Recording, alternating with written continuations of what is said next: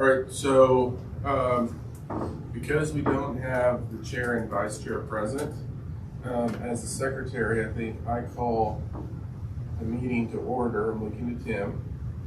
And so I'm taking item 1, call to order and roll call. So if everyone can go around and for the roll call, that would be great. We'll go this way. Tim Waters, Commissioner. Marcia Martin, Commissioner. Commissioner Yarborough. Commissioner McCoy. Lisa Gallagher, Regional Manager. Sarah Ray, Public Safety. Kendra Daniels, County Supervisor. Tim Wallace, Assistant City Attorney. Molly O'Donnell, Housing Director. Susan Eagle, Ferry, Commissioner. Harold Dominguez, Interim Executive Director. Now, we need, basically the way our bylaws are written is that we would follow Robert's Rules of Order, which basically says I need a motion for somebody, and Susie can't vote on this one yet, because, or can she? Probably not. Yeah. So of the 4, I need I need a motion to have someone run a meeting. I thought it was going to be a motion to. I move, I think the mayor contacted you. I move that That she was out. Commissioner Yarborough be our chair for this meeting. Chair Pro Tem. Second. All in favor? Aye. Okay. Now, I'm turning it over to you, and it may be best if I slide over by you for this. If we can get a motion, Chair Yarborough, if we can get a motion to allow Commissioner Hidalgo Faring to participate in the meeting remotely, if you could ask for that motion, and we can go from there. I'll just slide Is the over. motion to suspend the rules? Suspend by reference Council Rule of Procedure 25.2A to allow for, in this case. I move we suspend the rules and allow Commissioner Hidalgo Faring to participate virtually. Second. That was Commissioner Waters, and second by Commissioner Martin. All those in favor? Aye. All right. Second on the agenda is to we're going down. We're not. Oh, agenda revisions, yeah. Okay. Are there any revisions or submissions of documents? No. Okay. Okay. And we'll move on to item number 3, to review and approve of the October 17, 2023 minutes. Can I have a motion? I move that we approve the October 17, 2023 minutes as presented. Second. All those in favor say aye. Aye. Susie, I couldn't hear you say aye. Aye. Thank you. The motion was made by Commissioner McCoy and second by Commissioner Waters. And that, I do have to say that it was passed unanimous. Passed unanimous with, I'll say that they're absent. So it's not unanimous. Well, it passed unanimously with Chair John Peck and Vice Chair Aaron Rodriguez absent. Thank you for saying that. Appreciate it. Do I have to say it again? I think we're good. Okay, item number 4. Is there anyone here, public invited to be heard, that would like to speak this evening? Seeing there are none, let's move on to item number 5. Old and new business. Who is that? We can take item A.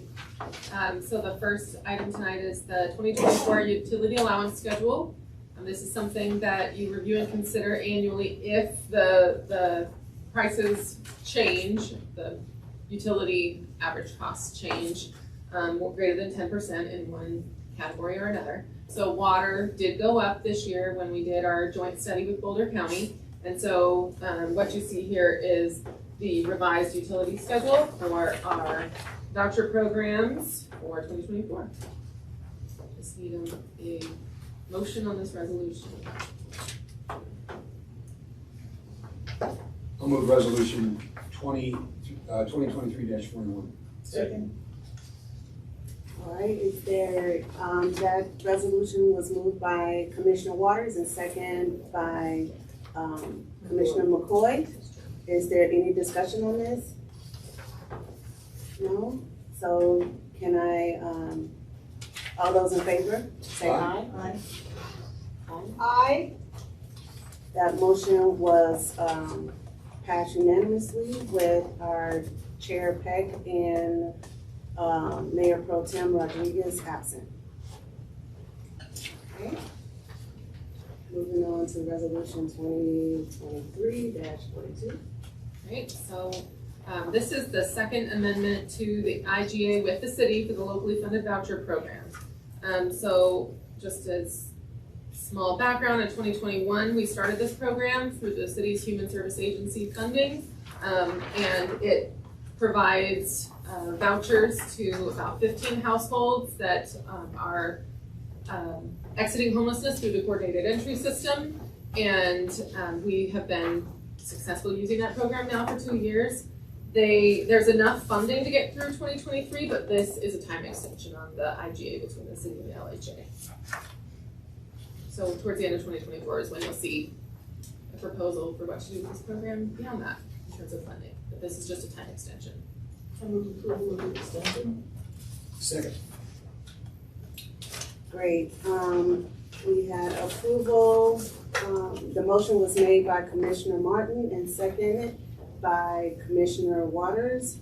Is there any discussion on this? Seeing none, all those in favor, say aye. Aye. Great, wonderful. Aye. That motion was passed unanimously with Chair Peck and Mayor Pro, what is he? Vice Chair Rodriguez absent. Now resolution 2023-43. Okay, this item is executing the IGA for an ARPA funding delegation from the city to complete the accessibility project. So as City Council, you approved this IGA back on November 14th to fund $64,500 to finish the concrete ramp work that we're trying to do across LHA properties for accessibility reasons, which also helps satisfy the LHA's commitments to the voluntary compliance agreement. And I actually wanted to show a quick update on our progress on that while we're on this item. And of course, I'm doing a PDF because we cannot figure out what is going on with this computer and the fonts in PowerPoint. So let me share this.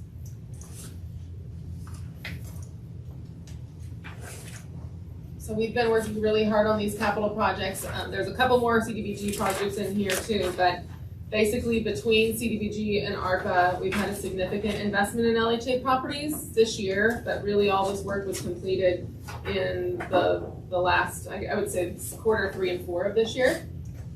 And I just want to share our progress because all the work is complete with the exception of the security cameras, which we're working with the city on the longer term effort there. This is regular CDBG funds. We completed the playground project at the Aspen Meadows neighborhood. So here's our before pictures. They actually look quite good, but in reality, they were caution taped off because it was a safety hazard. So our brand new playground is in place and being heavily utilized by the kids. We have, includes all new base all the way around as well.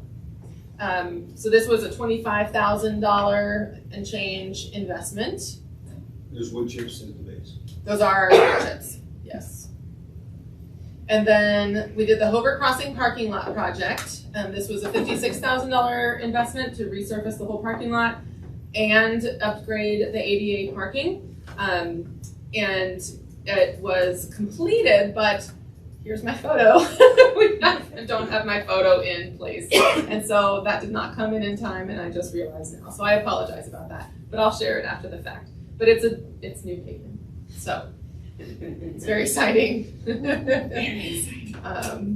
For our ADA compliance projects, we use CDBG CV funds for a total of $145,000 investment. We created sensory units at all of these properties, virtually almost every one, except for the Aspen Meadow Senior that had theirs installed at the big rehab. So those are units that are accessible for those with vision or hearing impairments.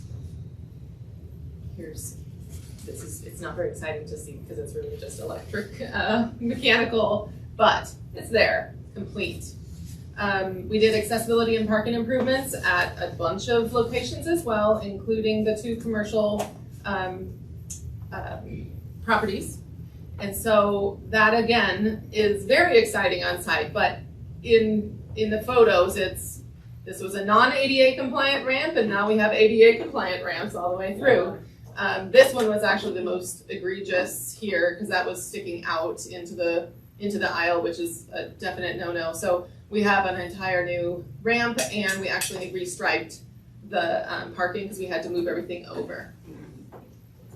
And so I will say on 615 Main, that is something that we did before the sale too, so that we can convey, especially to a organization that serves the disabled, a property that meets ADA. So we have, within the last day, actually last night, we got certification from our ADA consultant that all the improvements that we've done at the building, including in the restrooms and inside, are all now, the building is fully compliant with ADA.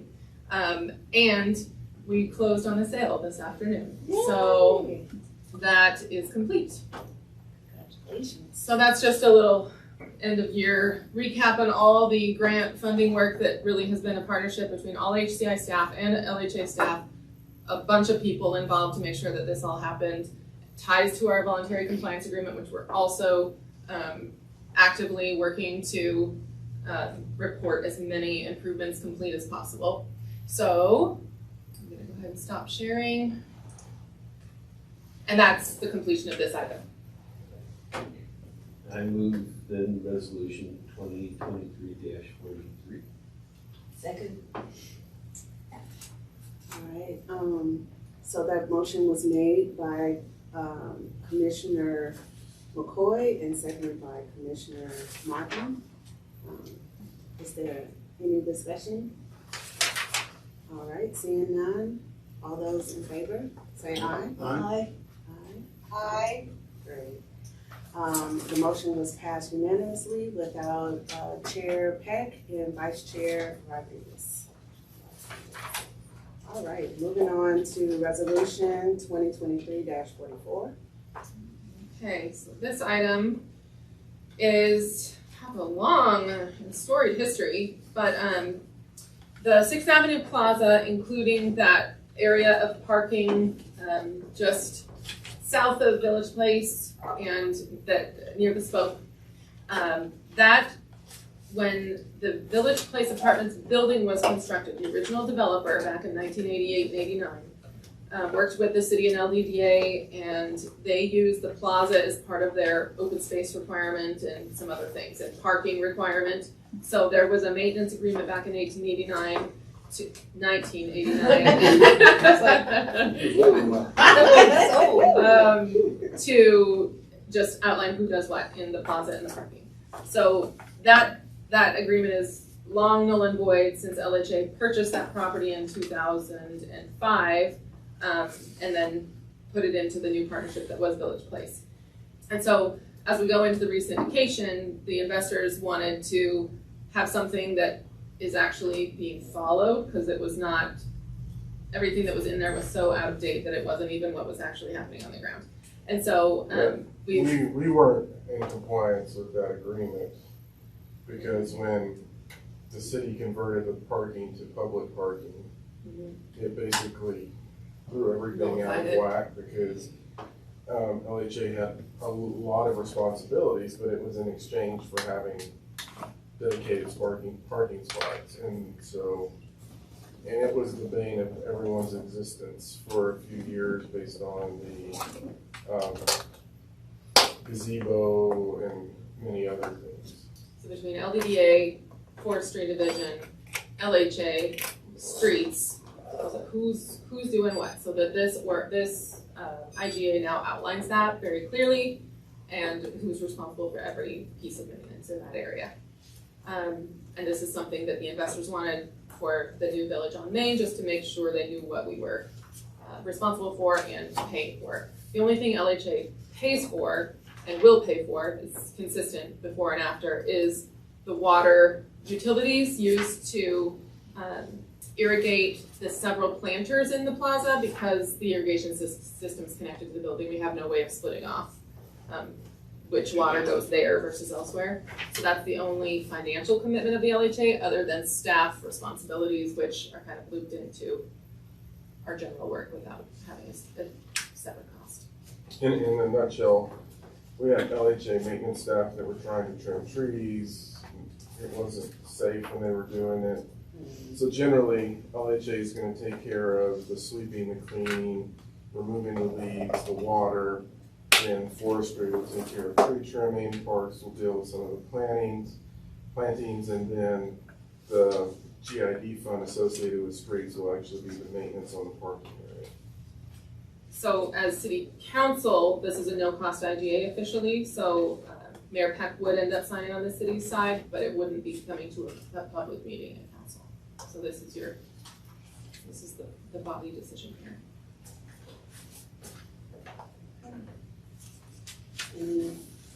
I move resolution 2023-44. Second. Okay. We have a motion to move resolution 2023-44 by Commissioner McCoy and seconded by Commissioner Waters. Any discussion or any questions? Susie? If no, seeing none, all those in favor say aye. Aye. Aye. Okay, that resolution was passed unanimously, and with the absence of Chair Peck and Vice Chair Rodriguez. Okay, moving on to resolution 2023-45. So this is the revised property tax exemption partnership policy. This will be your second revision since 2021 when we first put this new policy into place. The revision was prompted by income averaging coming forward as a common use of LIHTC, and then having two projects propose that here in Longmont soon after. And so what the red lines are showing in the policy is ways to make income averaging projects qualify for the tax exemption. And really what we said there is, yes, all units 80% and below could qualify for the tax exemption if there is a sufficient number of 30% units included, because that's the trade-off, the 30 for 80. That was the basic change, and then we ran this through the advisory board, and we have some new banking experience, or somebody with banking expertise on there, and just a couple of lessons learned over the past year. And there are a couple other red lines in here just to make some things very clear and plan for the future, for when a project, let's say they get their tax exemption, but they make it through their 15 years and then what? So you'll see in here a couple of changes to that. The application fee is proposed to be lowered, but cover the actual legal expenses that LHA incurs to become a special limited partner on these deals.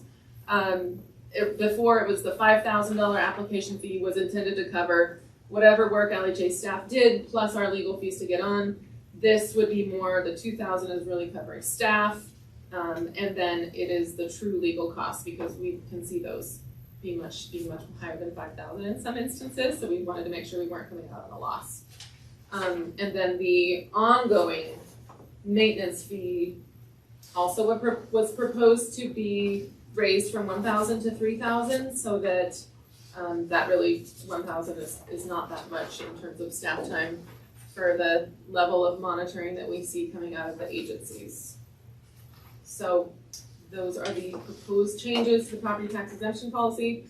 I'm hoping that this one sticks and we don't have other changes where we have to do more revisions soon, but it should be very ready to go, and it's informed by 2 years of projects by now, so. I move approval. I'll second. Okay, resolution 2023-45 was approved by Commissioner, Martin and seconded by Commissioner Waters. Any questions, discussions? Seeing none, all those in favor, please say aye. Aye. Aye. Wonderful. That was unanimous, with Chair Peck absence and Vice Chair Rodriguez absence. Okay, moving on to resolution 2023-46. I'll open it up and then you can fill in the details of it. So as part of the ongoing effort that we've been doing with LHDC to determine if they would be transferring their assets to LHA, we've already determined that they're gonna stay on, and specifically for Fall River, because that one it was not advantageous to exit LHDC from that. But the other two projects that we would need to take some action on are Spring Creek and Chrisman 1. So this one is specifically regarding Chrisman 1, and it comes out of that effort.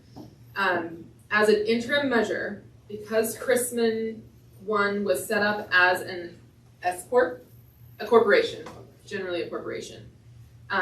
We don't exactly know why, but it is a taxable entity. And we haven't had to pay tax so far, but now that we are getting revenue from Chrisman 1 in accordance with our agreements with FGL, we needed to either take some action or pay taxes this year. And so this is an administrative services agreement between LHA and Chrisman Development, which is the entity that LHDC primarily holds in Chrisman 1. And if we set up this administrative services agreement, then LHDC can pay LHA for the staff time that we've used and have been using to administer this project, especially on the finance side. And if so, then they have expenses that can offset the income, and we wouldn't be subject to paying taxes. So this is an interim measure before we remove LHDC from the Chrisman 1 entity and transfer it fully to LHA. And at that point, we'll get rid of the taxable entity and make it an LLP like every other property is. Did I get it? All right. So that's what this is. Who governs the S-corp? It's wholly owned by LHTC. It's a subsidiary, so it's governed by LHDC. Yeah. And did LHDC set it up as an S-corp? I think what happens in some of those cases, the actual entity, so Chrisman Park or Chrisman, required it to be. The investors at the time? It's required to be. So I don't know that it can be changed technically, because it might have been required because And then of the tax credits. why have we not had to pay, or LHDC not had to pay taxes since its inception? Because they haven't been getting money, so it's So kind there of was just. nothing to tax? Yeah, so there's a lot of the times it's just sits there, and you don't make any money, but with Chrisman, it's a whole different ballgame. We are actually receiving revenue for that. This starting this year.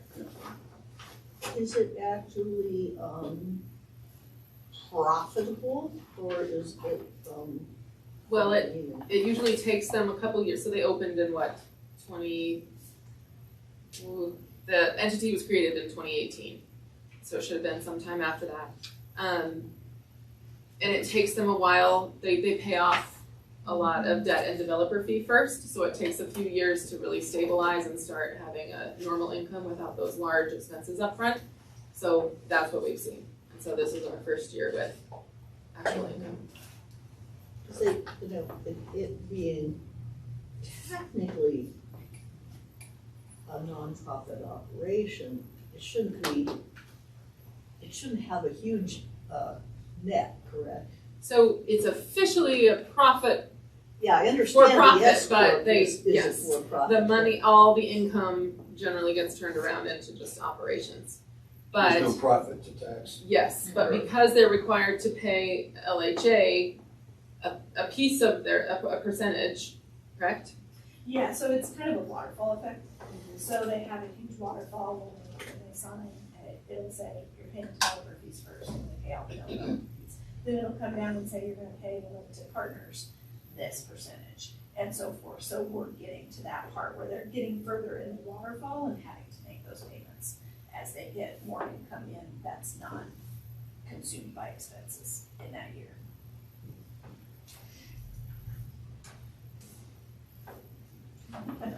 So the motion was made, right? There's a motion on the table. No, there's no motion, No, I but don't think so. Then I'll move approval of resolution 2023-46. Second. we have approval for resolution 2023-46 by Commissioner Waters and seconded by Commissioner McCoy. Is there any other discussion on this? If not, all those in favor say aye. Aye. Aye. Aye. All right, that motion was approved unanimously with the absence of Chair Peck and Vice Chair Rodriguez. On to item G, right? Yeah, I'll take that one. So commissioners, as you recall in your role as city council, we presented the city's parental and caregiver leave policy. When we began bringing the housing authority in to the city structure, the housing authority adopted all of the city's personnel policies. As we were moving through this, we just need a motion from the commissioners to adopt the new policy that we have, which is the parental and caregiver leave policy, because it wasn't covered under the original decision in adopting those policies. Because LHA is not covered by FMLA, because they have less than 50 employees. So LHA has a separate 2-week parental leave right now, which would be replaced by the city's parental and caregiver leave if we tonight make that motion. Starting What January happens 1st. if you don't adopt it? Not that I'm thinking about it, but I just want to Then understand. LHA would continue to get 2 weeks of parental leave, not caregiver at all, because that's not covered on the current policy.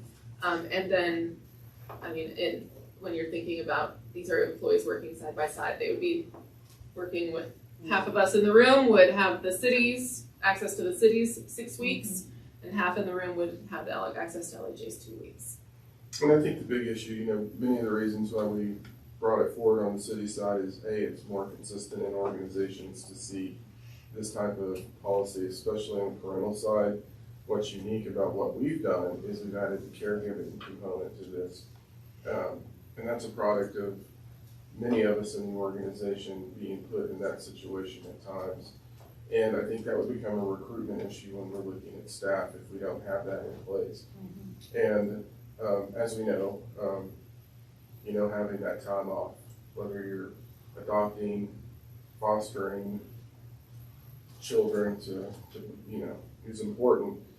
On the other side, with aging parents, a lot of us are in a position of, we have to deal with those issues. So I think retention's a big piece of this, and recruitment. Sure, and actually I was not disapproving of the policy, but wondering what the impact on existing budgets was going to be. I think when we look at on the financial side, in most cases, we haven't seen a lot of doubling up. I think there may be some minimal need for revenue if we needed to hire temp positions, but in most cases, we're covering with existing staff operations, so it's not like it creates an additional cost. There is a productivity cost that you deal with, but we've been managing through those issues. I move that we adopt the city's parental and caregiver leave policy. Second. Okay, that motion was made by Commissioner McCoy and seconded by Commissioner Martin. Any other discussions before we approve? Seeing none? All those in favor say aye. Aye. Aye. That motion was passed unanimously in the absence of Chair Peck and Vice Chair Rodriguez. Now we're moving. Commissioner Yarbo, we might have one comment that, just for Oh, sure. clarity, it might be worth doing another motion to eliminate this LHA's existing policy, just to be clear that we're replacing them instead of just adding. I move that we replace the existing policy and replace it with the city's rental and caregiver leave policy. Second. Right, that motion, is that an amendment to the first motion or just? You can just treat it as an emotion. Okay, the motion was made by Commissioner McCoy and seconded by Commissioner Waters. All those, what did I say again? All those in favor say aye. Aye. Aye. Okay, that motion was approved with the absence of Chair Peck and Vice Chair Rodriguez. Moving on to item H. So LHA staff is proposing to change and increase fees paid by the applicants and residents beginning in 2024. First one being the application fee. We've been charging $25 application for new applicants coming into the buildings or the properties. Our fees changed in 2023 when we changed reporting companies. So following House Bill 19-1106, that we are allowed to actually charge up to our actual costs that we incur. So we would like to raise those fees to $50 per adult household member. Second fee is the late fee. We've been charging a $25 late fee on the 8th of the month. It's not encouraging residents to stay in compliance because if they're late, they only have to pay $25 even if they pay their rent on the 30th of the month. So we would like to come into compliance, we'd like to follow the requirements of Senate Bill 21-173, raise that to $50 on the 8th or 5%, whichever is greater of their lease. And then the third one is raise our current security deposit from $500 up to $1,000, because in many cases, the security deposit is not even covering or making a dent into the damages we are seeing in units.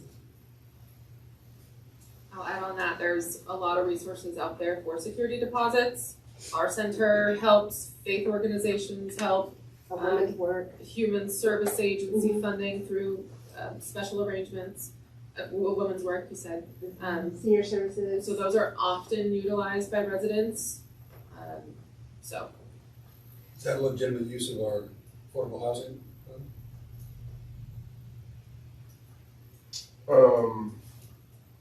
Our health and human service funding, yeah. help me understand. Well, part of our affordable housing fund is to help people secure housing. So we have used CDBG funds for security deposit programs in the past, but we have not to date used the Affordable Housing Fund. Was the question? Okay, Could be used? for Yeah, that could it purpose? be? It is serving low-income residents. We have to dig into that a little bit, I think. I think on the surface it would meet the intent. I think we've tried to use other funding sources Which we should. before digging into it. But I could also, given the list that Molly just ran through, we know the pressures on women's Right. work and every other nonprofit in town right now. And to have as a backup, if need be, somebody who is desperate, and doesn't have $1,000, but needs housing and would satisfy, clears the criminal background check, satisfies all the other requirements. I'd hate to have that Right. be the basis for somebody's couch surfing. If the Affordable Housing Fund could be used as a backup. So what we would do if we ever considered that, it would be included in our annual action plan as a set aside for that, so that council would review and approve the amount set aside. And then implementation, either, I don't know if it's direct or to a nonprofit to provide those, something like that was probably, would be necessary. Yeah, I mean, it seems like we would want it to be, the last resort. Because, you know, it's probably easier to apply to than to go around town, so we wouldn't want it to be become the first resort. I suspect that we can leverage those funds more successfully in other ways and get more bang for the buck, so. Yeah, let us dig into it, but I think that's something that we can bring back to the city council as part of the affordable housing fund and maybe allocate a small amount that if people are unable to get assistance from other organizations, they can apply for this type of funding. But they would have to show proof that they've exhausted all their opportunities. And so let us take that and we'll bring it back to we'd actually have to bring that back to the city council to take action on that. And I think it'd be better if we found a way to operationalize it internally versus adding a burden to someone else and then getting charged for that. And I'm thinking that it would not make sense to delegate those funds to the LHA, because we don't want the LHA to get mixed up in people's security deposits, so. They would come to HCI, and then HCI would have to fill the void similar to our center, but it would be last resort and proof that they've gone to the other agencies. Would it be a pain to have them to have pay, since they're used to or know that originally it was $500 to make like a payment plan, first $500 down, the sign of your lease and then $500 down, you know, maybe, no? We've had a lot of issues with promissory notes and not getting paid.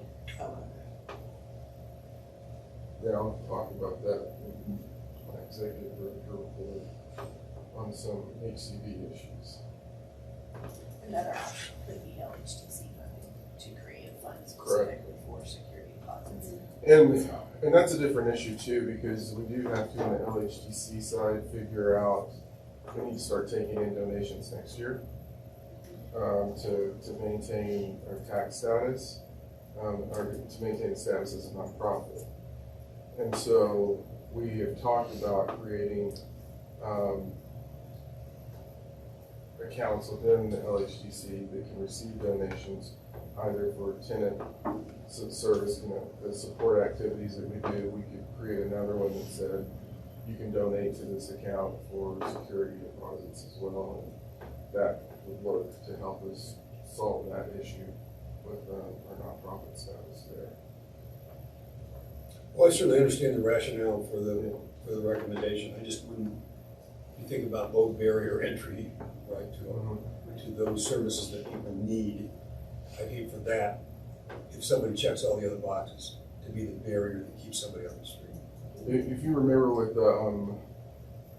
Xenia, and one of the recommendations that I made with the ARPA funding and the interest that we've earned from that is we did set aside $50,000 for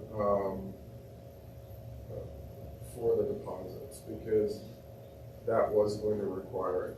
And so as we see it, we can work on setting up different programs. Most of those will come back to you all as a city council. You know, what I'm thinking of it, if we created it in LHDC, with the funding coming over, the council said we want to set aside $10,000 for deposits, with the city donating the money to LHDC. Also That work. would count as a I mean, they contribution. donate CDBG and ARPA and all that, so. But will that meet the definition of a donation for the tax status? I Because believe so. I have a meeting with the tax count, Okay. just to make sure that we're in compliance with how LHTC was set up. That solves two problems. yeah, that may be the easy answer. And then if we say we're seeding it, then work with like the community foundation and other areas to try to get funding, more funding to come into it. I will say that I know that the increases are warranted, and $1,000, I'm a renter, so is nothing because you gotta pay first month's rent, last month's rent as your deposit and a deposit on top of your first and last month's rent. So if you rent like, you know, over $2,000 a month, guess how much that is? You know, it's over $5,000 just to get in to sign a lease. So I think $1,000 is pretty generous, but we also don't want to hinder or make it more challenging for people who are really struggling, truly struggling, and have more, and may feel like they don't have more options. So I do appreciate that too, but I do also want the other commissioners who are homeowners may not know how much it costs out there, because it's hard out here in these Longmont streets. I'm just saying. It's a lot of cash up front. It is. And so you have to say, you know, that was one of the reasons why I was asking about the down payment. And I know you're going to talk about that later in the report, but, you know, if you say like, oh, if my landlord said I could put $2,500 down, sign the lease, move in, and pay the other $2,500 next month, that would be feasible for me than coming up with $5,000. Well, heck, let me save $5,000 more and have some more money to put on towards a condo or something. You know what I'm saying? But that's what's out here right now. It's a quarter at least of what somebody might put down for a down payment on an actual purchasable home. Yeah. Well, I'll move approval of the application of the fee adjusting policy on fees, both security deposits and in applications. Second. All right. That motion was made by Commissioner Waters and seconded by Commissioner Martin. All those in favor say aye. Aye. Aye. If I was going to be here, I'd put in my kicker file a question about a quarter from now. Where are we with that? So if somebody does that, just to make certain we close that. I'm thinking hopefully we can get this figured out in the next month or two, because we do need to figure out on the LHCC side this donation piece. I mean, that's imminent, and I think those two will work well with each other. That motion was passed unanimously without, in the absence of our Chair Peck and Vice Chair Rodriguez. Moving on to item I, 5I.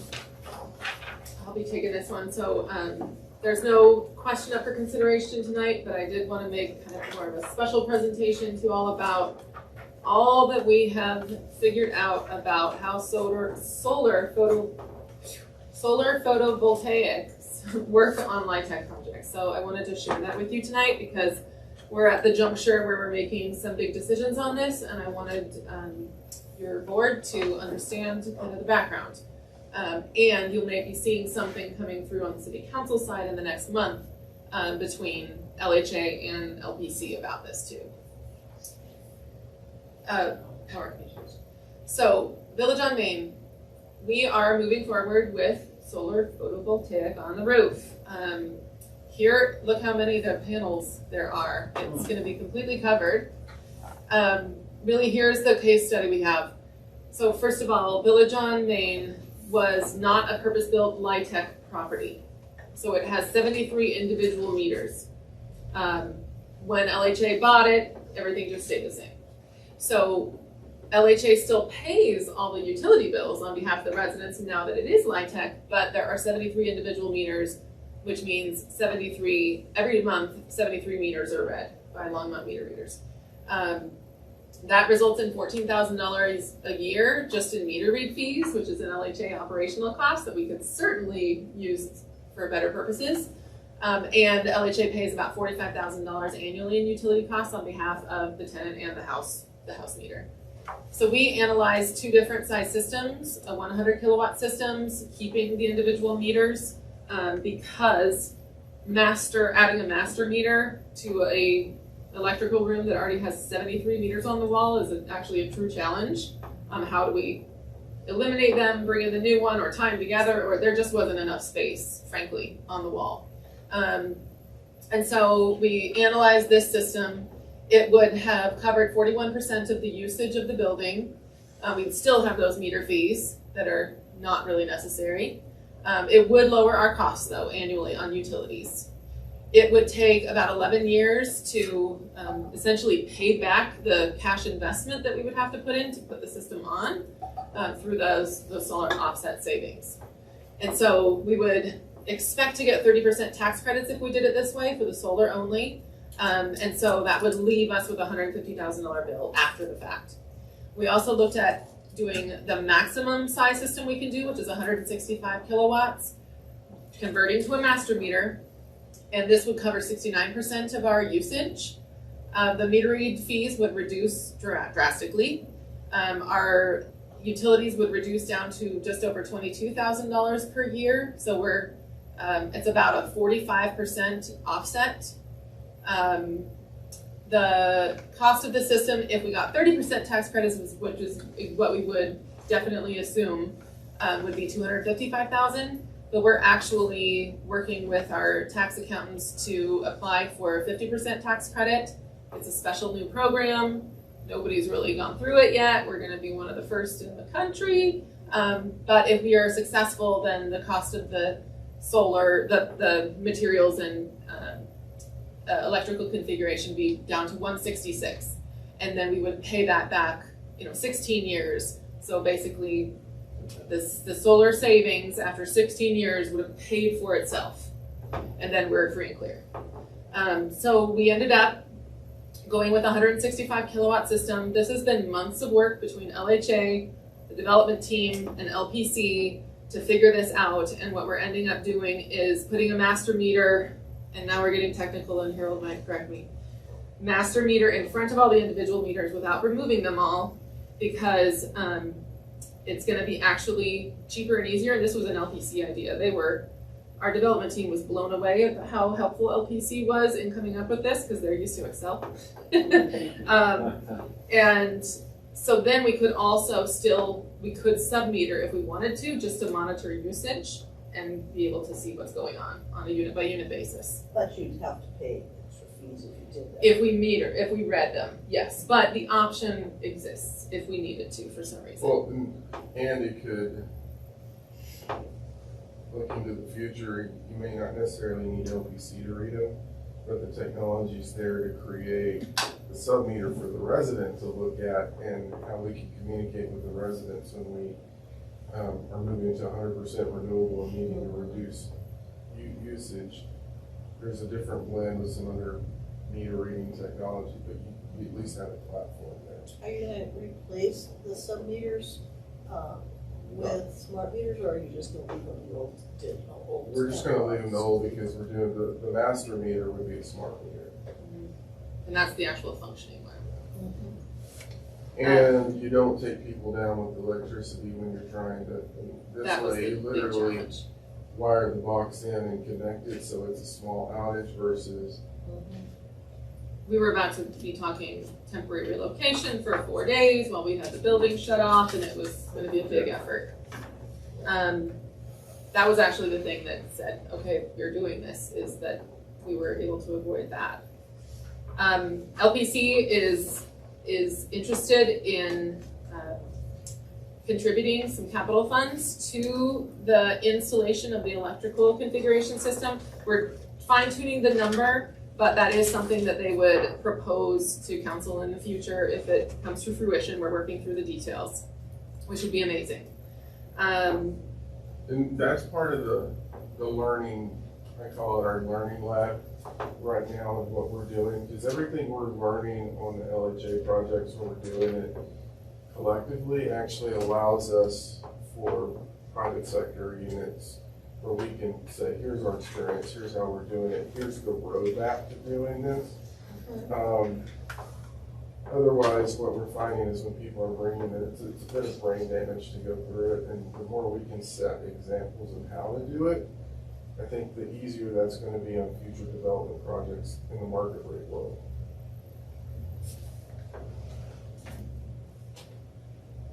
Right. Yeah, that's a lot of solar panels, and therefore a lot of potential excess on a sunny day. Is there any, I'm sorry. we don't think there's a lot? We have, our modeling shows that we will produce enough to cover 69% of our usage with the full system. Yes, but not, yeah, on average, which is the question, because the average is not the daily. And you have, with that much solar generation capability, you have a lot of potential for peaks moving, demands moving, load shifting, that kind of thing. So has there been any consideration of adding some storage to the installation to use it as a distributed energy resource? So that's tying into the conversations that we're having about putting storage at some of our substations.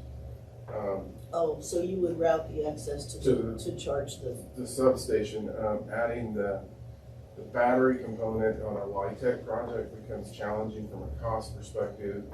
But that's the conversation I've been having with Platte River and Daryl and David about the battery storage that they're bringing in, so that when it is generating excess energy, they can charge the batteries at the substation. Jared, you referred to this as your learning lab. That translates for me into R&D. Okay. I mean, that's what you're doing here. And as you learn your way forward, you're marking the trail for others to follow. Correct. Don't go here. This is what we learned. This is a path that gets you to this outcome. And this is a pretty good use in my mind of tax dollars, both to accelerate learning and to produce the kind of outcome that increases efficiencies and reduces costs, for residents and everybody else. But I think it's a great example. I think we ought to, we've had this conversation before. I think there are tons of opportunities if we frame whatever the it is moving forward as an R&D opportunity, right? And how do we want to codify what we've learned? And I'll stop there. Well, that's actually a good point. I've had this conversation with Commissioner Martin as well. When we brought Ascent over to Chapel, and we talked about it being 100% electricity, they were actually a little skeptical of it. And in terms of, they're asking questions about cost of construction, what does this really mean? And what some of the team didn't know is I was getting kind of briefed occasionally on this.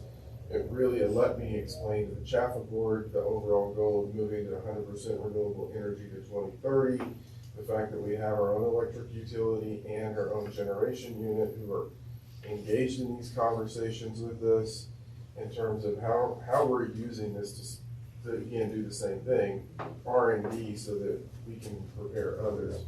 So, and that actually was something that they responded really well to when they understood the broader partnership. Our next case study might back up why they were skeptical, which I'll be able to show you why most developers might say that, but then it doesn't come to fruition. So we'll go over that. So in the two case studies that I'm going to show, Village on Main and then Ascent, it's two different worlds, solar and LHAAB playing together on existing buildings versus new builds. So on existing buildings, in LHA's portfolio, we already are master metered on all of the senior properties, and our hotel conversion, which is the suites, but if there was another hotel, they're generally master metered as well. Well, they're definitely master metered. Nobody pays utilities on their hotel room. And then for PSH, permanent supportive housing, it also makes sense because the utilities are a struggle for those exiting homelessness. And then on the individually metered side in our portfolio, we have Village Place, which was not originally LHAAB purpose built, and townhomes and walk-ups are less efficient to master meter than a traditional mid-rise building. AMN is individually metered where the tenants pay utilities, and walk-ups, which we don't have any currently, but you'll see that come back in Ascent. So really it's kind of talking about, and I'm trying to show here, is on existing buildings, when does it make sense for LHA to convert to a master meter, which now the only property remaining where that will be an option will be AMN. And why does master metering work on our other buildings? And then does it make sense to add in solar if you already have the master meter infrastructure? So it does, because it does lower the LHA operational costs since we're already paying the utilities anyway. Some might say there is an argument out there that when you master meter, it's less incentive for the actual resident to monitor their own energy conservation, but that's not necessarily fully proven, and also on a master meter without some metering you can't really decipher. But there is a cost to convert the electrical configuration when you're talking about going from an individual to a master meter. So there is a cost implication that you have to be ready to pay for. And yes, it will take, you will get your investment back. It will take 11 to 16 years to be seen. So these are just kind of how we're figuring out all of the nuances of how solar plays with LIHTC on our existing buildings. So those would be those that when we go through this resyndication rehab process again. So we get to Ascent, and I'm in a PDF. Oh good, you can see the whole thing. So here's our proposed solar PV layout on Ascent. It's a 200 I did want to mention before I get here, the spoke right down the road from Village on Main, the identical size of units for both 73 units.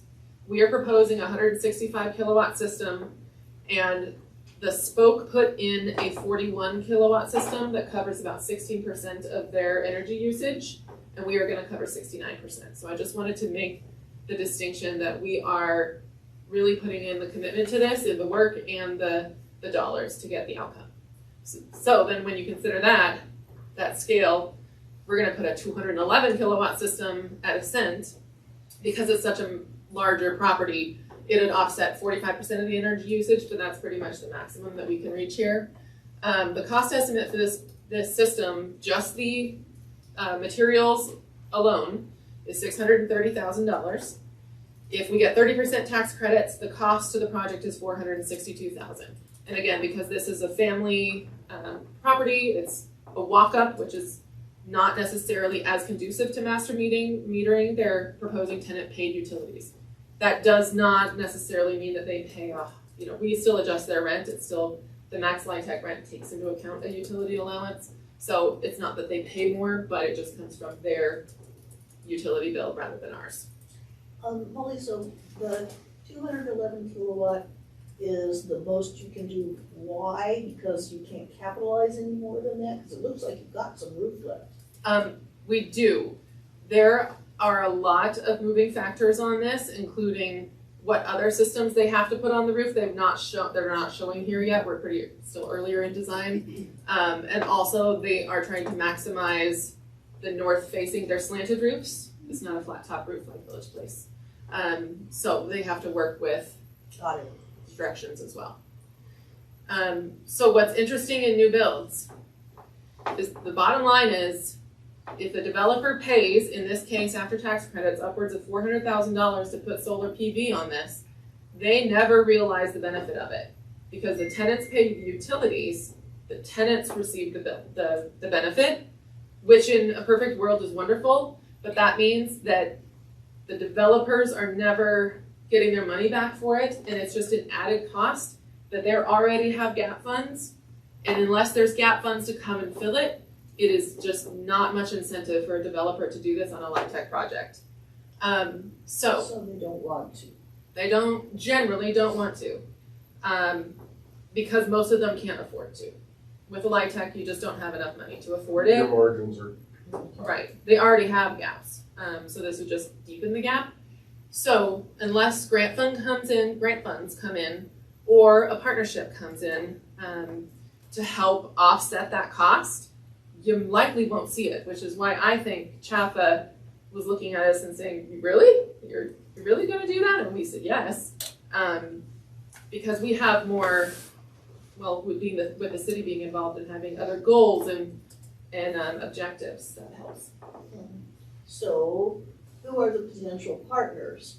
I mean, because of the load management aspect of the thing, would PRPA or LPC, the enterprise, be potential partners? Yeah, Perfect segue. yeah. So we talked to PRPA for a period of time. They are not ready to partner on this specific project. Harold's still working with them, big picture, but they are not ready to partner here. However, LPC, we are working with them right now because they've come up with a really creative idea that our developer is way on board with. That LPC will use their funding sources to purchase, install, and own the PV system and lease the roof space from the developer. The developer's like, excellent, we don't have to take on the capital costs, the benefits still go to the resident, which is also great. And we get paid for it. Right. So that is months and months of ideas and brainstorming to try and come to this. Really, I just wanted to tell that story as we go into these budget decisions being made. And it was a huge learning experience. How do you see solar coming in on LIHTC projects a lot, but it's probably more like the spoke, where it's like 16%. Okay, that's something, but it's not gonna, it's not gonna move the needle. So the real question is, are you telling Chaffa about this so that they get the benefit of the learning experience? So yes, we will, and that was part of the conversation to say our world's different because we have an electric utility.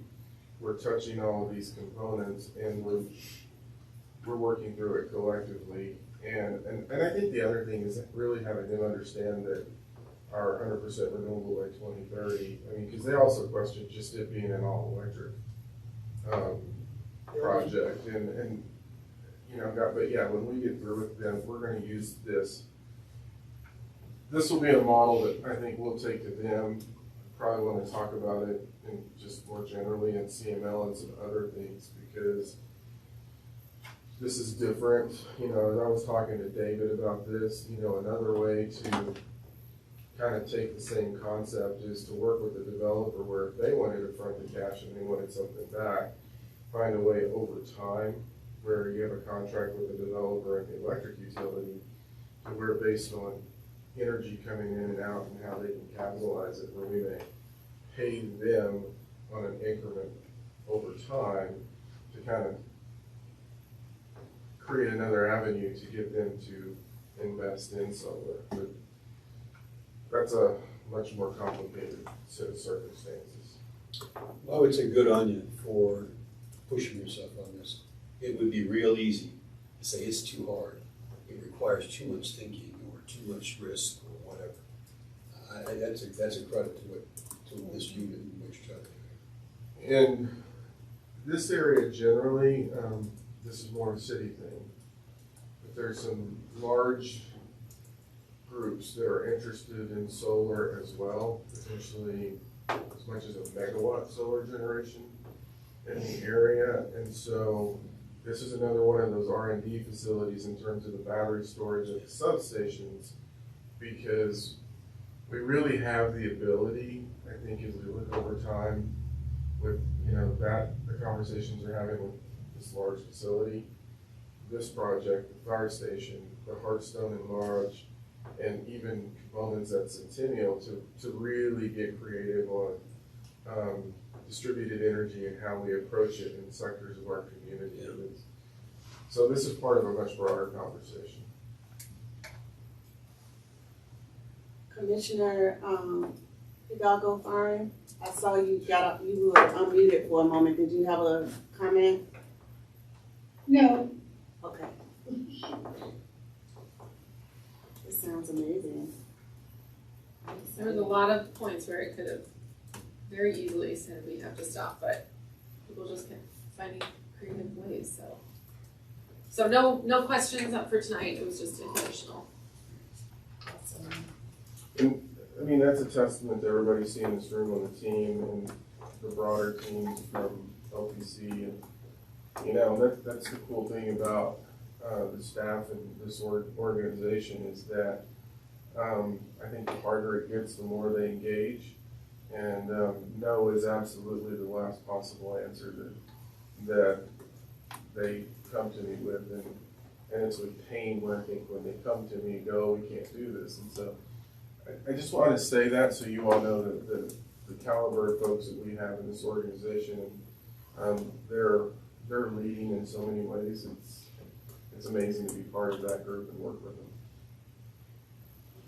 Thank you for the High presentation. fives all around.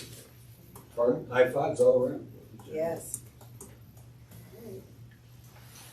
Interim Executive Director Here report. you go. So we're gonna turn it over to them. One of the things I did wanna update you on is, so as you know, we were on the Housing Choice Voucher Program.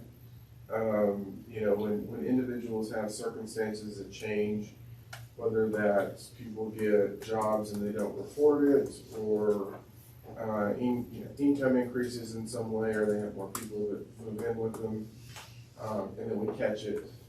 We obviously have an obligation to HUD to make sure that they're paying the appropriate rents, and in these cases, in most cases here, they owe us a large sum of money as we're moving through that process. About a year and a half ago, you all granted us the ability to enter into payment arrangements with many of these folks. I'm telling you this because, you know, we're at the point where people were paying, and then people, and this gets to the other conversation. And now we're seeing people aren't paying anymore. And so we're at the point now where when we sign those agreements, I personally sit down with them and say, here's what I expect, here's what I need you to do, here's what you need to make these payments on a regular basis. We are a little flexible if they come and communicate with us in terms of not being able to pay it and, you know, reworking it as long as they're continuing. So I've had examples where somebody was up to date, situation changed, we restructured the arrangements. But they were paying, they just got behind because of the life circumstances, and we're upfront with it. We are having people that just stop paying. And so just to make the board aware, I wanted you all to know that on those cases, I'm now saying we were very clear in our expectation. We told you what we needed you to do. You have not done that, and we can't continue to continue this approach anymore because you're so far behind and you're refusing to pay. And so it is highly possible that it's highly likely that you all may get some people coming to you all saying that we're not working with them, but I think we have enough evidence in these cases to show how far we've gone to do this, and we still have to uphold our obligation to HUD. So ultimately eviction is what you do. Well, in some cases, yes, or in some cases, they just don't have the voucher and they have to come up with the additional Lose the money. voucher. You know, and we're seeing cases where they're not paying us, but they're also not even paying the landlord what they're supposed to be paying. You know, the difference in that cost.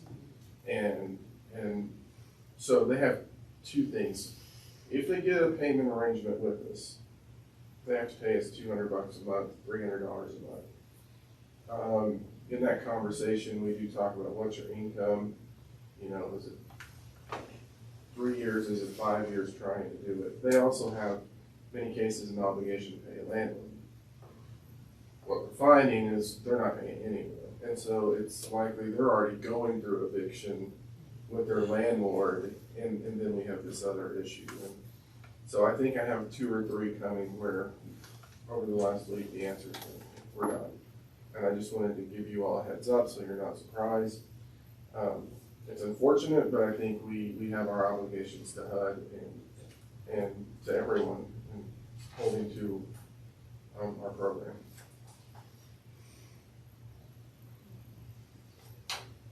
Age receivables? So at the moment, we are at about 66,000, and 59,000 of that is from past 2 tenants that are currently working through the collection process, making sure we're doing our due diligence to send the 3 letters out before we send them to collections. So currently, our current tenant balances is about $9,000. So that's way better than we've ever been before. We've sent approximately about $375,000 to collections. We have seen nothing come back. We finally, I think, had our first one this last month reach out to Lisa. We had to tell her we can't talk to them, they have to talk to the collection agency, because once it hits that, but that's the first one we've actually even seen come back or have a response, probably because they're getting called from the collection agency. we've written off about $12,000, and that was mainly due to tenants that had passed away. And there's just no obligation past that, it's cleaning services, that type of stuff in the unit that has to happen after those situations. So we're definitely much stronger in our AR than we've ever been before. We have practices in place to send out the letters, do our due diligence and send it to collections, but I don't know. I know collections has, the law is like they have 6 years that they can continue to collect, but most of it we'll never see on anybody's credit report because it's mainly fee related. So unless we do judgments, or unless we have rent that they owe, I think the rent can go on their credit report, but no fees can. So I just have a question, because you said that, did you say 3-day letter when you sent it out? Yeah, so we do 3 letters. We do one 30 days as we collect the cleaning charges and stuff. We do one at 60, and then we do a final one at 90, saying we're doing some collections. This is our final. Ooh, that's a lot of grace. We're hoping that, like, one of the things that we'd like to do is make it as a kind of an incentive for our property managers, that if they can get something set up in that 90-day period, we haven't got it set up yet, but if they can get a payment plan and the money's coming in, why not give those property managers the cut that we would be giving a collection agency if they can actually get the money? So that's definitely been talks, we just haven't implemented. Trying to get the practices in place first, so then maybe there may be incentive to actually try. And try and keep that connection with the resident at move out and really push for that new address, new contact, and The only thing about the 90-day for me, and I know you said there are new laws, is that, we're at a deficit, right? And so as far as units and for people to move and need spaces, and then we hold in this unit, if they're not gonna pay, they're not gonna pay, right? Oh, we're not, I'm saying my 90 days is like they've already left. Oh, they already got Yeah, gone. Okay, that's why I was confused. Okay. Sorry. Yeah, Yeah, okay. ours, they've already left, so we try to do a 30-day letter, 60-day letter, 90-day letter. Okay. That's, I don't know what, but evictions are probably taking about 3 months now because of the laws, yeah. Or more. Okay. So you could accumulate. On that note, though, we're not letting them grow to the level that they were growing before. Before we're going into the world of, the notice to vacate. 13,000, 15,000. Yeah, so we're dealing with it on the front end, but it still takes a while. But yeah, before, I guess right when we were taking it over, we were seeing huge balances of where they were allowing them to go, 7-8 months. Yeah. Yeah, and then by then they can't catch up. As financials, I won't go into detail on any of them, but if you guys have any questions, we are seeing, like, based on budget, our vacancies are high, but our expenditures haven't hit a point where we're in a negative or a loss situation. So we're still staying steady pretty much within our budget and not going over those. Part of that is because when we budget, we don't include our tenant-based vouchers. So if you have, like, some properties, we have 19 tenant-based vouchers at one property, but those tenant-based vouchers go with the tenant. So we don't want to budget for those funds. But if they stay there the entire year, we're obviously going to have more revenue than was essentially budgeted. So even if our vacancies spike, that money kind of cushions it in the end. We talked about that when we presented the budget. That's our hedging strategy. Do we know why vacancies are high? Is it because of damages, or is it they're not I occupied? can go through some of that, yes. Oh, thank you. And some of it is also the 60% units. We're having a hard time just even housing those 60%. Finding somebody that can afford the 60% units. That's been a big struggle, especially at campus. So that was the part of the question that I wanted to have, is that people can't afford them? Yeah. Wow. Well, and that's That's the change. I mean, when you look at the market studies that we're seeing, they're saying we're oversaturated at 60% AMI. And especially for seniors, if they're on fixed incomes, the 60% is way out of range. And so what happened is when they were taking these through the tax credit world, they were saying, we have 30, 40, 50, but they were, a chunk is at 60. And for older adults on fixed incomes, There aren't many who can afford it. yeah. So, there's nothing we can do about that? It's because it seems dumb that if we could rent them at 40%, but we are forced by rules to keep them sitting vacant at 60%, that's, you know, I we'd think be you have to, doing I better. think you have to weigh it because we had that situation with Blue Village Place where they were bringing people in that weren't at those levels, and then we weren't making enough money to survive. So there's a balance that you have to, because once you put that person in there, then they're in there under that percentage for as long as they're there.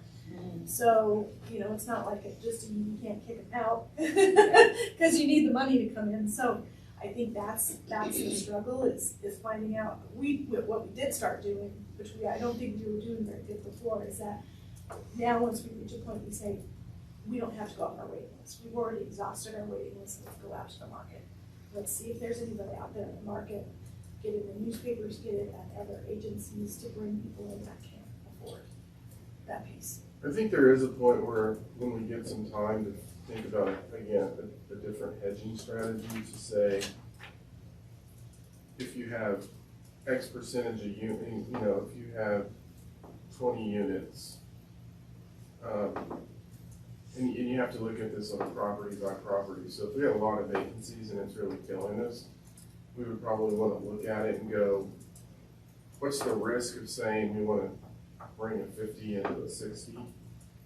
You can't do that on all of them, and so there's a lot of nuances in this, but I think there's a way to try to do what they were doing at Village Place that created the problem, but not necessarily have the same magnitude of problem. But we just haven't had time to, I think we've talked about it a few times, but we haven't had the time to. And some funding sources we really can't. Right. You know, if it's got home funds, you don't want to be putting anything other than the actual percentage for that unit, so. Well, we've heard you say, I think, that we're not overbuilt necessarily, but we don't need a whole lot more 60% units. Correct. And this is consistent with that message we've been hearing. And that's why average income is becoming a big, Yeah. and some other things. Is that right, Molly? Does To desaturate Yeah. that middle part. anybody have any questions on the financials or any specific things? Yeah. So I'll move on to the vouchers.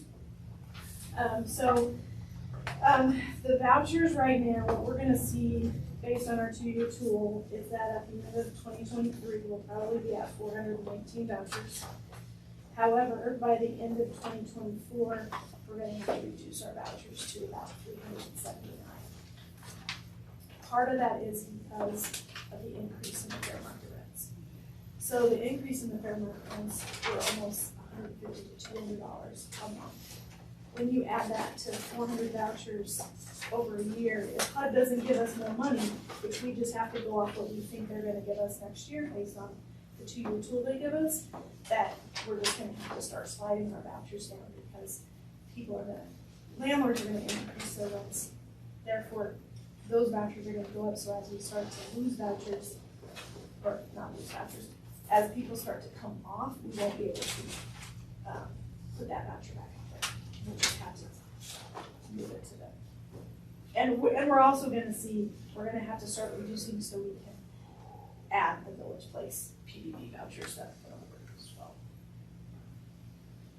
So. Are we having any people porting in their vouchers? We do, we have about, I think, 8 or 9 that have poured in, and we haven't absorbed them just because when we got the big chunk of money this last year, we absorbed everybody we had just so that we could actually start vouchering up. But right now, we're not absorbing at the moment. Now, if HUD gives us more money, it might be just good, because we'll get more admin when we absorb as well, but right now we're not absorbing. It's probably time to start the political conversations with Congressman Goose and our senators, because I think it was hard for us to, when we started this, to have a conversation because the performance wasn't there. I think we can very clearly demonstrate the performance now, and I think we're gonna have to start pulling the political levers to try to get more funding for HUD, and that'll be something we'll be bringing back to the board and the council.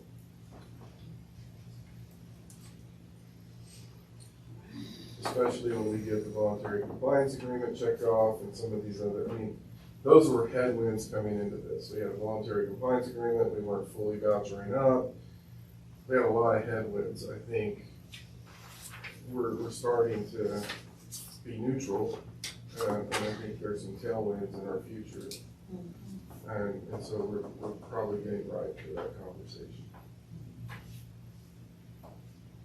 And I'm hoping that because they increase these fair market rents so much, that they're expecting to increase people's budgets to accommodate that request. Because if they don't, everybody's gonna have to lose vouchers. So, but we won't usually know that till March of 2024. That's our calculation. Which is about good timing for us if we go to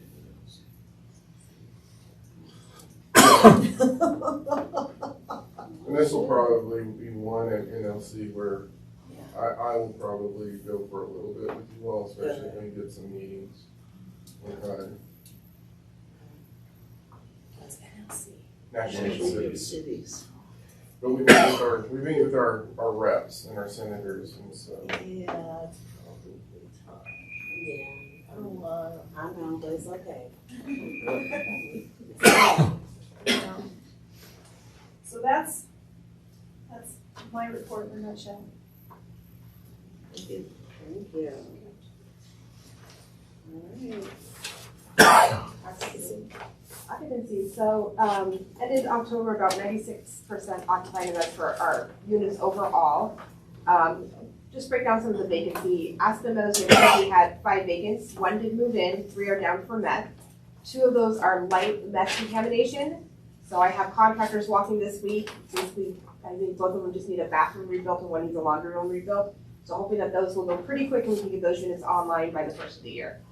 The other one is the one that's been down for almost 2 years. Drywall's going in, air ducts going in. That's the one we partnered with Habitat and having their contractors come help us. Well, Lisa's on math.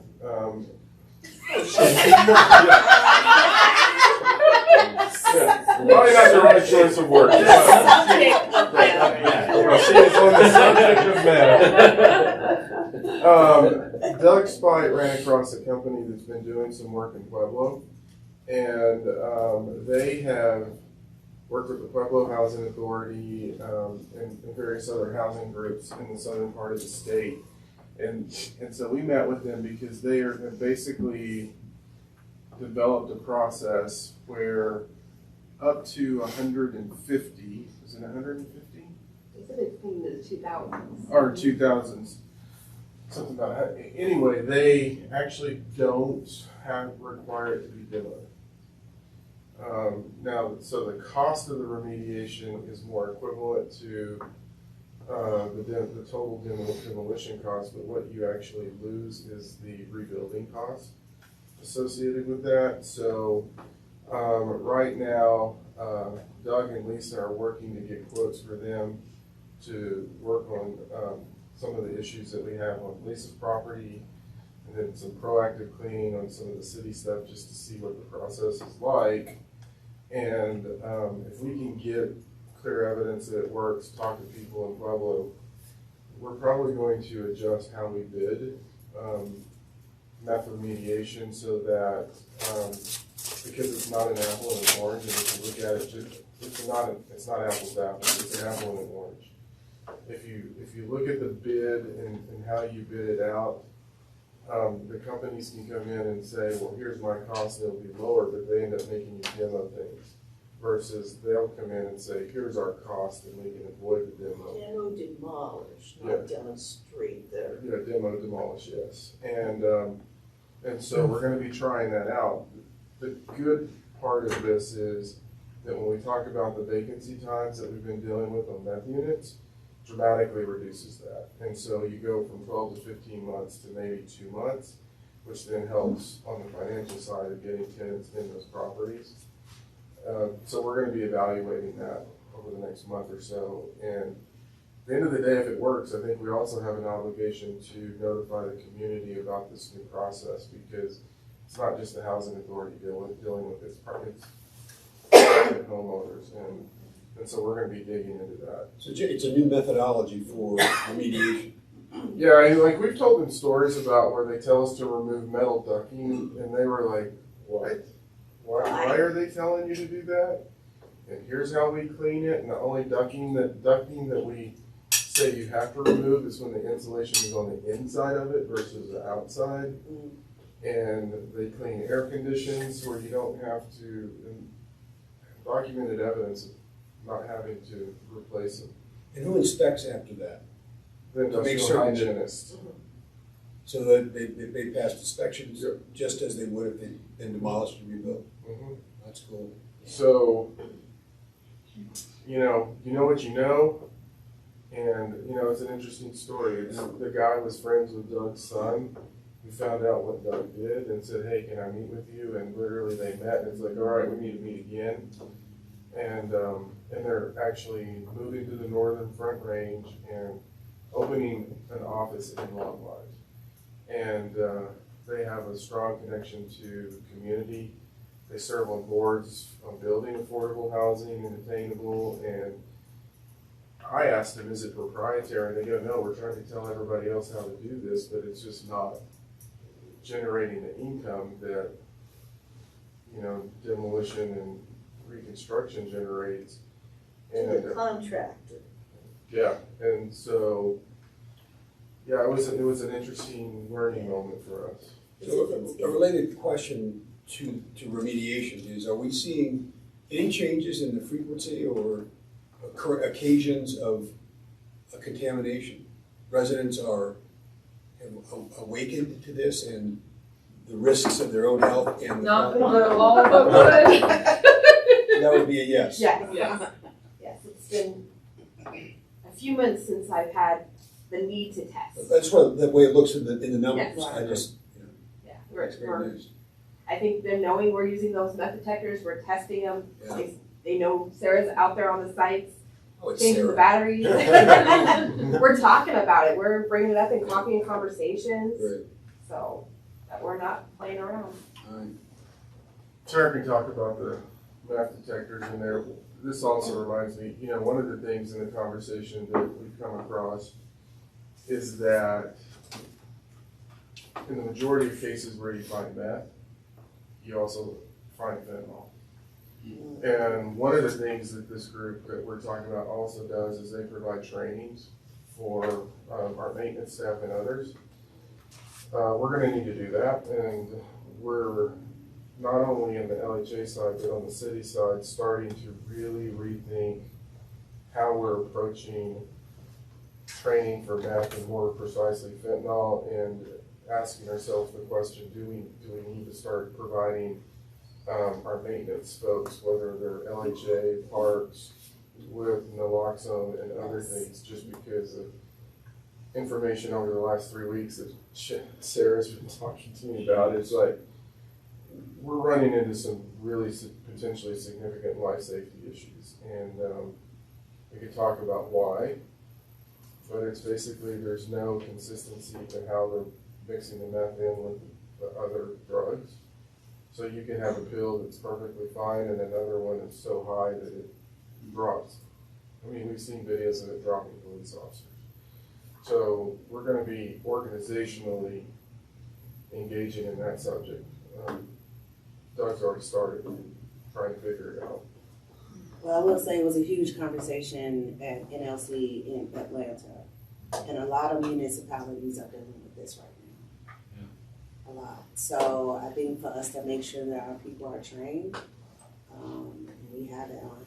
Demand is crucial. Yes. Lisa? So besides that, we're working through our wait list. Right now is a hard time. A lot of seniors do not want to move in the holidays and the cold. So, but we're working through the wait list. We're getting new apps every day. So it's kind of helping that we're keeping these wait lists open. So at least we're not going stagnant and we're not waiting months and having to reopen a wait list. So we have names we're calling and we're just trying to lease. For the property updates, it's a lot of the same stuff, but this time I decided to include some pictures because we've had a lot of fun activities going on lately.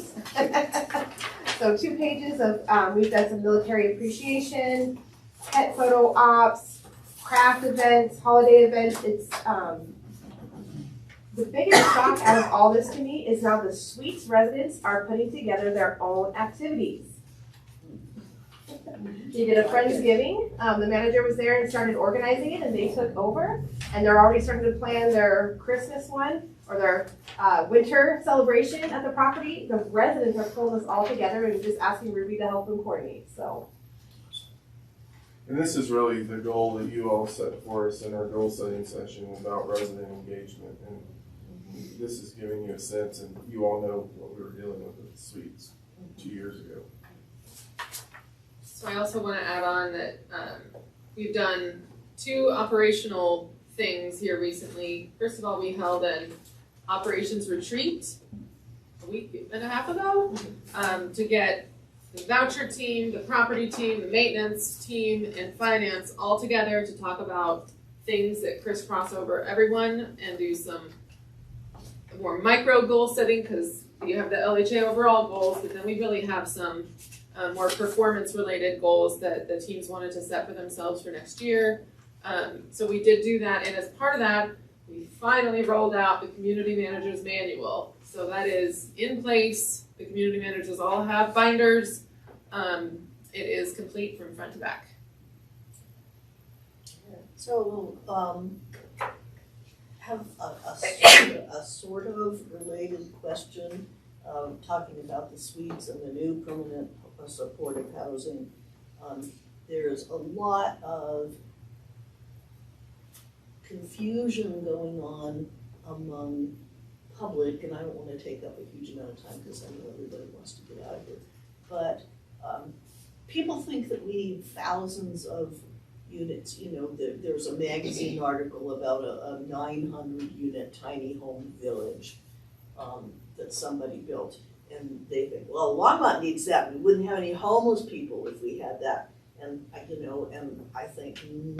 we may have as much as we can support of permanent supportive housing between ours and the Veterans Village.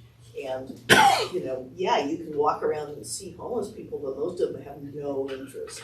So do we have any information about how much of that kind of, both permanent and transitional supportive housing, a city with the size of Longmont, with Longmont's size of the street population, do we have enough? Do we need more? Do we have any idea? Because the last thing we want is for people to come here because it exists. So we have 2 sources that we can rely on. It doesn't answer the question directly, but a little more indirectly. We know from our housing needs assessment that are based on our current census data, so those are those that report on the census, that our need for 30% units, supportive or not, affordable at 30% units is the highest need we have. We also know and that how many units? Because when I read that damn thing, I can't tell. it's almost 2,000.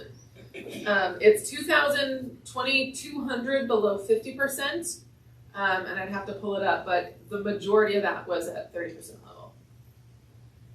Okay. I don't know where you get that out of that report. It's also building on CDBG data that we've been pulling for a long time to demonstrate needs every 5 years. It's kind of conglomerating it together. The second thing we know is that the same developer that did Zinnia, is doing Bluebird Boulder, which is can't remember how many units, I think it's smaller than Zinnia. I'm sorry? 40, thanks. They are in lease up right now, because they plan to be leased up by January, I think, and they're almost there. And so they have leased up all 40 of those units in the last, 3 months? And so we know that that is soaking up a lot of those coming out of coordinated entry through HSBC. But they're obviously there to be soaked up in three months. And so then all the lessons that they're learning in that lease up, we're gonna take and learn in Zinnia. But we do know those two things, that it's only taken that long to lease up that building. And we know the affordability that we need. Right, so, yeah, and so I get, so Zinnia is what, 60? 55. 55. And there's a big gap between that and thousands. So, I mean, does that mean that we ought to be looking at building 900 units of, you know? So I think our coordinated entry and HSBC data would tell us the most on that. We'd have to pull the What's right team in for the that. number we went over the point in time and Well, the other? point in time, so the issue with those numbers, I mean, not saying that they're not legit, but we did it and then, you know, it's cold, Yeah. you know, the weather dependent, folks not being around. So I don't know that number off the top of my head. I believe it was lower than what Eliberto, what we all expected. I think he said we got 80. And I think That's not, with what you all were saying, 150-ish unhoused, and then obviously of that who's Some are willing, I resistant. mean, and so Yeah. you start pulling down into it. The other component to it is what we've learned in the suites and what we've corrected for in Zinnia and what you all approved in the budgets. Is it's not as simple as just building the units. Right, I The get all of supportive that, services, and that's the hardest one to solve. sure. And all of that is easy to understand. What is not easy to understand is where the other 900, 2,000 people coming from if we've got a few hundred people on the streets or less than 100 from that last point in time. Sleeping in cars. I mean, we have residents that we have issues with having unauthorized, their kids living in their apartment because the kids are homeless sleeping in the cars and during the winter they're coming into the units. So we probably have about 10 of those issues just Yeah, this winter alone. right, so, yeah, so again, how are those counted? You know, if it's young people living in their parents' basement, in my mind, they're housed. We do have data from HSBC on those that go through the coordinated entry system. We also know that generally nationwide, 10% of homelessness is visible. 90% of it is this, and that is gonna be 90% feasibly of the applicants that come in for these first steps for housing. So this is an assumption It's based on nationwide data. the 90 to 10, but that is, because that's incredibly difficult to quantify. Yeah. But we do have HSBC data, and that's the best that we have. Plus, we know what we see on the wait list and the Bluebird situation. It's kind of putting all the pieces all together. It's very complex. And I would also say, just because you need a 30% unit doesn't mean you're necessarily unhoused. And so when Molly talks about needing, 2,000 under 50% AMI, the majority of those are probably in 30. Those are people that, when I give you the onion analogy, you have traditionally unhoused, you have marginally housed, you have people who are living with friends and family, that it's the aggregate that includes that number. Technically, they may be housed living with a friend, but People with no income living in houses that they own and can't afford to maintain, they're about to fall out of them because the house becomes uninhabitable. or have income, they just can't afford to pay more than what a 30% unit is. And I think that's How much is a 30% unit? Do you know, what's your 30% line tech rents on just a one bedroom? Do you know off the top of your head? I can look it up. Ours is 745. This, Yeah. When we were before the pandemic, when we were in this more inclusive conversation about housing needs, not just about the homeless population, but that was part of it. Sure. And we started to get clear on how we segment that population, from seniors who are couch surfing and, what do we know about an aging population, to men and women looking who have been abused and need a safe shelter or the equivalent, to moms and dads and families living in cars, to our veterans, to the homeless population, how that segments. In my mind at that time, we were headed towards greater clarity on what are the policy considerations. Because the housing options or the solutions to the problems or challenges people are facing are going to be different for every one of those segments. So for somebody to say we need 900 tiny homes, and I think the question about data is an important one. But I think you got to take a step back and before you talk about housing type and housing numbers, is what do those segments of the population need, and what are the options that we have available to be responsive to those segments. For me, that's the starting place. And I know Alberto did a report, cobbled together, that conversation, but we never finished it, in my opinion. And I've thought a number of times how useful it would have been in this conversation, even right now, to say, could we go back to that? Because without segmenting the population, it's hard to have a meaningful conversation about housing types or numbers of units. It is. And what's happening is that you're getting accusations from the public. Why doesn't Longmont have anything like this? Well, I don't even know whether Longmont needs anything like this. Part of the answer to that is we have just recently got the county to agree to share the data with us. And so part of the challenge of that was they would give you cuts of data. We didn't know where we were duplicating. It was about a month or two. Whenever I lost my mind on a meeting. It was 3 months ago. I just meeting Bob, Sandy, and just lost it. They now are working to sharing the data, and that's actually, I think, going to give us more clarity on what we're seeing, because we can actually do our own analysis on it. Had we finished that work, Harold, knowing what data or which data are most useful, at what time, and to be used in what ways, that work would have really informed, or even helped create the questions we might be asking relative to the segments of the population. And I just think it's unfortunate.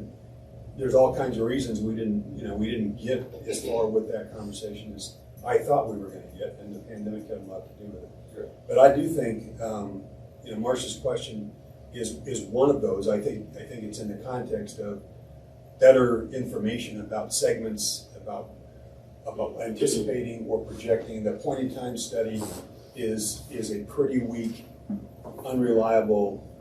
It's a data point on a night, which doesn't give you much. So. Right, and it's the worst of the worst Yeah. in terms of people who have no resources. That there's not even anybody that will let you sleep on their porch. Well, and I think we're going to get, so now, with the county's data, we can look at what Zach and Sarah and the group are working on with our lead, or was it lead that we repurposed on the outreach side. We can now look at what Alberto's generating to start getting that view. It was impossible without that county data set, because that was the HSBC data set. And what's their reason for not wanting to share that? There's a lot of reasons around it, but they're modeling it off of how the federal data set is treated, particularly when used with law enforcement. That the federal data set, they don't want to create a law enforcement tool for those populations, because they're trying to serve those populations otherwise. So they don't want to share it because we might arrest somebody based on what they share. Yeah, because they're not going to want to share their information if they know that it's going to go to law enforcement. So they're modeling it off of how the federal data set has been treated. There's a lot of reasons why this one should or could be treated differently, and led to Harold joining that meeting. Yeah, here's the bottom line, here's the thing, it's our data set, we own it, and it's like, by damn you do, we're paying money into it, we should have access to it, and there's some philosophical opinions in this about, well, we don't want Sarah to see it. Well, in our case, we have lead and core that's servicing this part of the community. You're automatically assuming that we're gonna use it for nefarious purposes so we can go round people up and arrest them. Is this coming from commissioners? This is staff. Are they hearing that from commissioners? Well, it's resolved now. I think it was largely led by nonprofit agencies who were collecting the data, and then the Boulder County Attorney's Office. Oh, and I'll just be frank, because you're likely to hear it. I said, I think when I really triggered it, Tim's laughing. It was a really frustrating meeting, Harold talked about halfway through. I said, basically what you're doing is dismantling the collaboration that we've tried to achieve, because you're not giving us any value to this. And if we can't get it, I'm prepared to go to our council and say, this isn't working because we're not sharing data. And I think that's a pretty close paraphrasing of what I said, I believe. But It was several months ago, so yeah. so basically I was ready to say we're out of the collaborative if you're not gonna share your data. You know, Harold, I'm just filled with admiration because it's been an unfulfilled desire and ambition of mine to get to a point where I could lose my mind in a meeting with impunity. So, congratulations on reaching that point. That was nice. That was really nice, wasn't it? He was like, that was 3 months ago.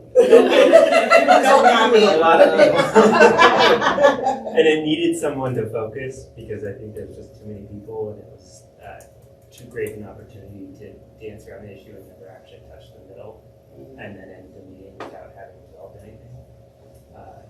So I believe it was touch the wide wire for the meeting. So that was helpful. You moved him into the middle. All right, Lisa, any other, did you want to say? Okay. Means next, okay. All right. Just a few updates. Our calls for service have been low, steady. I plan next month to give an overall, maybe the last few year, probably 3-year comparison of calls for service for everyone, and go into that a little bit for the end of the year. Let's see, meth detectors. We met with the gentleman from New Zealand. He came to the U.S. and had, I thought, a great meeting with him. He brought us another, they've changed the platform on them, so they're not using lithium batteries anymore. They're using regular alkaline batteries. They did bring us one of those, and we are currently testing that one in one of our hot units at the suites. I did already replace the batteries. Yeah, So, alkaline batteries are gonna take a while, or you're gonna have to replace them well, every few we're days, told right? that they will last up to 14 months. That's what we're told. So, stay tuned. We are on the meth piece as well. We started working on documents for moving forward with these meth detectors with staff. So we're working on that as well with the attorneys. And that's about it for the meth detectors. We're, in talking to it, we want to move into the next phase of the analysis, and so we're looking to get 28 that we're going to put actually in city restrooms. And before we step into housing, that's tying into the work that Doug is doing with the remediation company. So we're going to bring them in, be very selective of, we want to clean half of the restrooms, we want to not clean half. We want to put these in, start seeing how they work in a clean unit and an unclean unit. There are certain facilities that we are cleaning. Roosevelt, the Memorial Building. And then start learning through what that data looks like, and then connecting it to, if it goes off, and bringing in a hygienist, doing the test to get, if it reads this, it corresponds with this. the thing you'll see is they don't have the meth detector stickers on them anymore. We're actually gonna put something on the doorway when you go in that says meth detectors are in use. They're finding in New Zealand, that's actually as much a deterrent as anything else. And the battery thing, you know, I think you talked to somebody where they lasted like 4 years. And so that's the learning moment is it the cell system that's doing this? It could be the carrier, so it has to hook to the carrier, and I think that was with the new device, the hiccup initially. So we're problem solving as we go. Isn't it somewhat like a fire sort of alarm sort of thing? Because people every 6 months would change out. I mean, before we had lithium batteries, we certainly Yeah, had. don't put lithium in stuff. So it is the same, it has a gap sensor in it, and it essentially works the same. Is your smoke detector? So do they make a loud noise or do they just alert the police? No. They, depending on who's, so in the one in the bathrooms, we're limiting who access, so it'll alert Sarah, Doug, Derek, I think that's it. Yeah. So it's email alerts. What about And basically, They won't hardwire. We asked that question, and a lot of it's due to that, and they want a full tamper-proof system. So it basically has a tilt alert. Like if someone were to take it off the wall, if someone were to cover it with a bag, there's mechanisms set within the alarm itself. Well, a CO2 detector has a hardwire, I mean, basically not hardwire, but it plugs into the wall and it has battery on it. yeah, so honestly, the answer is the market's not there for that based on the tampering, because you want to mount them up. Oh, right. And that's part of the issue. It's not like you can plug it into the socket in the wall. Right. And right now the market to purchase these is for hotels and other things, and so the battery aspect I think is very clear. They did say to us that, you know, as we work with them, they will look at a hardwired component for new construction. And what else did this? Oh, a different SIM card function. You know, so if we come in and say we're ready to order 300 of these, they will develop the SIM card function that we need to work with the city's LTE system. Obviously, they're not going to do that for 10 or 20. But Sarah's their R&D person. Really. So they don't have a lot of municipal customer base. It's growing, so we know that Element has talked to them. Jeffco.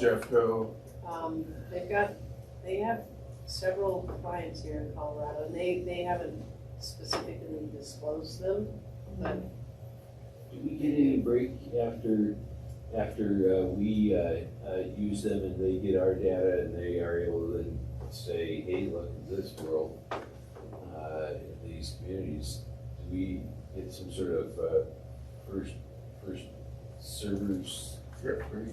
Yeah, we've got it. negotiated that. That's Yeah, really we've got good. I was hoping that's great.